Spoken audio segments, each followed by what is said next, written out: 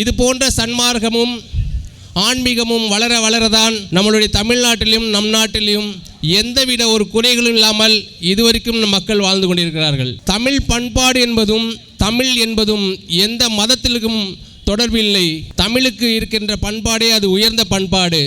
ஏனென்றால் உங்களுக்கு ஒரு பிரச்சனையா, நேராக விநாயகர் கோயிலில் போய் ஒரு கும்பிடு போடுங்க. அம்மா போட்டுச்சா அம்மன் கோயிலில் போயிட்டு வேப்பிலை கட்டுங்க. உங்களுடைய பிரச்சனை கர்ம பெயின் போனோமா நீங்கள் காலாஸ்திரி போங்க.